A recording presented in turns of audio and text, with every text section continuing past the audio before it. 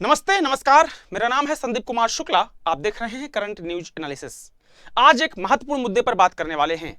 क्या महात्मा गांधी से नाराजगी, महात्मा गांधी से डिफरेंस ऑफ ओपिनियन, मतभेद सुभाष चंद्र बोस की राजनीति के लिए एक समस्या बन चुका था? क्या महात्मा गांधी से नाराजगी कांग्रेस से नाराजगी बन चुकी थी? क्या महात्मा गांधी से नाराजगी, महात्मा गांधी से मतभेद सुभाष चंद्र बोस के लिए कांग्रेस से बाहर जाने का रास्ता था? आज करेंगे इसी मुद्दे पर चर्चा। उसके पहले आप चैनल को सब्सक्राइब जरूर कर दीजिएगा, वीडियो को लाइक करके वीडियो को दोस्तों के साथ में फेसबुक, इंस्टाग्राम, टेलीग्राम, व्हाट्सएप में शेयर जरूर कर दीजिएगा। आपका एक शेयर हमारे लिए महत्वपूर्ण होता है। आज हम बात करते हैं 1939 का त्रिपुरी संकट। त्रिपुरी संकट क्या है? क्या घटना थी जिसमें सुभाष चंद्र बोस को फाइनली हार मानकर इस्तीफा देना पड़ गया? क्या सुभाष चंद्र बोस को पहले से इसका अंदाजा हो चुका था कि कांग्रेस उन्हें किनारे करने की कोशिश कर रही है? आज इसी मुद्दे पर चर्चा होगी। सबसे पहले हम बात करते हैं 1938 की, 1938 की। 1938 वही समय है जब सुभाष चंद्र बोस कांग्रेस के अध्यक्ष बनाए जाते हैं। 1938 हरिपुरा का कांग्रेस का सम्मेलन, जहां पर सुभाष चंद्र बोस चुनाव जीत कर आते हैं और कांग्रेस के अध्यक्ष बनाए जाते हैं। नौजवान हैं, नया खून है, क्रांतिकारी उनसे अट्रैक्ट हो रहे हैं, आकर्षित हो रहे हैं। सभी कांग्रेस के मेंबर उनसे प्रभावित होते हैं। लेकिन महात्मा गांधी से उनके वैचारिक मतभेद किसी से छिपे नहीं थे। कारण बिल्कुल सिंपल था। महात्मा गांधी नॉन वायलेंस की बात करते थे, अहिंसा की बात करते थे, अहिंसा के रास्ते से जाना चाहते थे और भारत को आजादी दिलवाना चाहते थे। लेकिन सुभाष चंद्र बोस बोलते थे कि अगर अंग्रेज नहीं मान रहे तो कोई दिक्कत नहीं है, अहिंसा छोड़ के हम हिंसा कर देंगे, बंदूक उठा लेंगे, कोई दिक्कत नहीं है, लेकिन हम अंग्रेजों को यहां से मार के भगाएंगे। सिर्फ यही एक महत्वपूर्ण डिफरेंस ऑफ ओपिनियन रहा है। याद रखिएगा, पहले मैं क्लियर कर दूं, अगर आप महात्मा गांधी सुभाष चंद्र बोस के किसी विचार को आप अगर मन में रखना चाहते हैं, उनके लिए विरोध उत्पन्न करना चाहते हैं, कोई निगेटिविटी लाना चाहते हैं, तो पहले बता दूं कि महात्मा गांधी और सुभाष चंद्र बोस के बीच में मतभेद था, डिफरेंस ऑफ ओपिनियन था, मनभेद नहीं था। डिफरेंस ऑफ ओपिनियन किसी पर्टिकुलर पॉइंट को लेकर हो सकता है, किसी वैचारिक बात को लेकर हो सकता है कि मैं इस बात में आपसे सहमत नहीं हूं, लेकिन मनभेद नहीं था। दोनों से नाराजगी नहीं थी, नफरत नहीं थी। और उसका एक छोटा एग्जांपल आपको देना चाहूंगा कि यही सुभाष बाबू हैं जो कांग्रेस में थे, महात्मा गांधी से नाराजगी थी, मतभेद था, डिफरेंस ऑफ ओपिनियन था, कांग्रेस से इस्तीफा देना पड़ गया, कांग्रेस से बाहर का रास्ता दिखा दिया गया। लेकिन बाद में यही सुभाष चंद्र बोस विदेश की जमीन से बैठ के रेडियो में कहते हैं कि महात्मा गांधी राष्ट्रपिता हैं। महात्मा गांधी को राष्ट्रपिता कहने वाले सुभाष चंद्र बोस थे। इससे बिल्कुल क्लियर हो जाता है कि सुभाष चंद्र बोस के अंदर महात्मा गांधी के लिए कोई नफरत नहीं थी। आइए शुरू करते हैं। 1938 हरिपुरा का सम्मेलन होता है, जहां पर सुभाष चंद्र बोस कांग्रेस के अध्यक्ष बनते हैं। लगातार लोग प्रभावित थे, जैसा मैंने पहले आपको बताया, नौजवान थे, नया खून था, अलग जोश था, जुनून था, देश के लिए कुछ कर जाने का जज्बा था। जितने क्रांतिकारी थे, बूढ़े बुजुर्ग सब प्रभावित थे। लेकिन गांधी से उनके वैचारिक जो मतभेद था वो किसी से छिपा नहीं था। इसकी जानकारी हमें कैसे मालूम चलती है? इसकी जानकारी हमें मालूम चलती है, सुभाष चंद्र बोस ने अपनी धर्मपत्नी एमिली शेंकल को एक लेटर लिखा था 1938 में।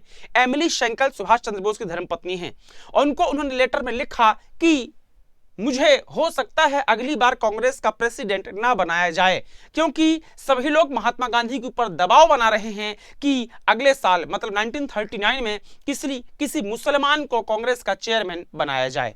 ये लेटर में, इस लेटर को पढ़ने के बाद ये क्लियर हो जाता है कि सुभाष चंद्र बोस को मालूम था कि 1939 में इट में भी पॉसिबल हो सकता है कि उनको कांग्रेस का चेयरमैन ना बनाया जाए। और सभी लोग महात्मा गांधी के ऊपर एक दबाव बना रहे हैं कि 1939 में जो सम्मेलन त्रिपुरी में होने वाला है उसमें किसी मुसलमान को कांग्रेस का अध्यक्ष बनाया जाए। चलिए शुरू होता है कहानी। 1939 में त्रिपुरी में होता है कांग्रेस का सम्मेलन और कांग्रेस में से चुनाव के लिए खड़े होते, एक तरफ से खड़े होते हैं सुभाष चंद्र बोस, दूसरे तरफ से जैसा कि मैंने आपको बताया कि लोगों का मन था कि किसी मुसलमान को कैंडिडेट बनाया जाए, इसलिए महात्मा गांधी का मन था कि अबुल कलाम आजाद जो हैं, जो भारत के पहले शिक्षा मंत्री बने थे बाद में, उनको चुनाव लड़वाया जाए। आजाद मना कर देते हैं और आजाद के मना करने के बाद में गांधी जी की तरफ से चुनाव में खड़े होते हैं पट्टाभी सीतारमैया।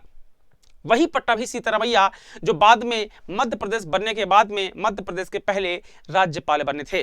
पट्टाभी सीतारमैया गांधी जी की तरफ से चुनाव में खड़े होते हैं, वोटिंग होती है।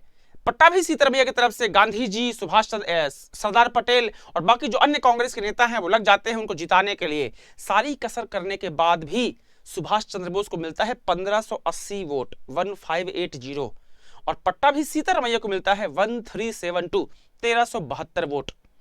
जब ये पट्टाभी सीतारमैया की हार होती है, सुभाष चंद्र बोस की जीत होती है, इस हार को गांधी अपनी स्वयं की हार स्वीकार करते हैं और वो कांग्रेस से अलग हो जाते हैं। इस बात को लेकर के कि ये मेरी हार है, पट्टाभी सीतारमैया की हार नहीं है, ये मेरी हार है, मैं कांग्रेस से अलग हो रहा हूं। और गांधी का कांग्रेस से अलग होना, कांग्रेस के और भी जितने नेता थे जैसे सरदार पटेल थे और भी जो कुछ महत्वपूर्ण नेता थे, वो भी धीरे से कांग्रेस से अलग हो जाते हैं। आपको मालूम है ये 1939 का समय है, उस समय गांधी का उफान पीक पे था, गांधी मास लीडर थे, लोग गांधी को फॉलो करते थे। और ऐसे में किसी पर्सन के लिए अगर गांधी की नाराजगी है, मतभेद है या डिफरेंस ऑफ ओपिनियन है, वैचारिक मतभेद है, तो निश्चित रूप से उसके लिए समस्या उत्पन्न होना लाजमी है। जैसे ही गांधी कांग्रेस से अलग होते हैं, सरदार पटेल भी कांग्रेस से अलग हो जाते हैं और भी कुछ महत्वपूर्ण जो नेता है वो कांग्रेस से अलग हो जाते हैं। अब अप्रैल 1939 में चुनाव होने के बाद अप्रैल 1939 में जब कांग्रेस की बैठक होती है, कांग्रेस की बैठक के बाद में जिस तरीके से मैंने आपको कहा कि सभी लोगों ने लगभग इस्तीफा दे दिया था, इस बात से नाराज होकर सुभाष चंद्र बोस को काम करना समस्या बन जाता है। सुभाष चंद्र बोस आसानी से काम कर नहीं पाते हैं क्योंकि जब आपको मालूम है कि अपनी पार्टी में ही नाराजगी चल रही है आपके खिलाफ, कांग्रेस का बड़ा लीडर किनारे हो चुका है, गांधी जैसा महान लीडर आपसे किनारे है, गांधी के जो समर्थक है वो भी आपसे किनारे है, इस बात को दुख को लेकर के और इस बात से नाराज होकर के मन को मार के सुभाष चंद्र बोस अप्रैल 1939 में कांग्रेस से इस्तीफा दे देते हैं और कांग्रेस के अंदर ही एक संगठन की स्थापना करते हैं जिसे कहा जाता है फॉरवर्ड ब्लॉक। यह घटना है 1939 की। आपको हम बता दें कि जैसा पहले मैंने कहा कि गांधी से नाराजगी सुभाष के लिए एक दिक्कत बन चुका था, एक समस्या बन चुका था। अब इस समय जब उन्होंने कांग्रेस के अध्यक्ष से इस्तीफा दिया तो उनकी जगह पर राजेंद्र प्रसाद को कांग्रेस का अध्यक्ष बनाया जाता है, कांग्रेस का चेयरमैन बनाया जाता है। देन उसके बाद में भले कांग्रेस के अध्यक्ष पद से सुभाष बाबू ने इस्तीफा दे दिया था, लेकिन अभी भी वो बंगाल का जो प्रदेश कार्यकारिणी समिति थी उसके अध्यक्ष थे सुभाष चंद्र बोस।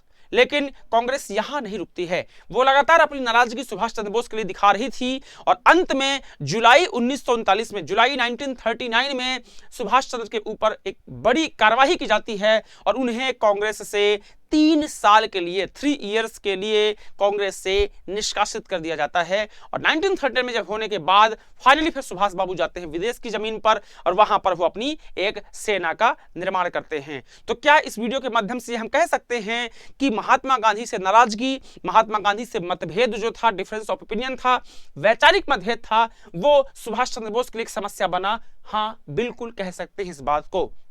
अगर महात्मा गांधी वैचारिक मतभेद नहीं रखते सुभाष चंद्र बोस से और कांग्रेस से इस्तीफा नहीं देते, बाहर नहीं जाते, उनके साथ में सरदार पटेल अन्य नेता अगर बाहर नहीं जाते, तो निश्चित रूप से सुभाष चंद्र बोस अपनी कार्यकारिणी बनाते, आराम से कार्य करते और अगले साल चुनाव होता। लेकिन कुछ मामलों के, कुछ पर्टिकुलर मामलों को लेकर के जो उनके बीच में डिफरेंस ऑफ ओपिनियन था, वैचारिक मतभेद था, वो एक सबसे बड़ी वजह बन जाता है कांग्रेस से सुभाष चंद्र बोस की छुट्टी का। इस वीडियो में हमने आपको तथ्यों के साथ चीजों को बताया है। वीडियो पसंद आया हो तो वीडियो को लाइक जरूर कर दीजिएगा, चैनल को सब्सक्राइब जरूर कर दीजिएगा। ऐसे वीडियोस के लिए आप फॉलो कीजिए करंट न्यूज एनालिसिस को।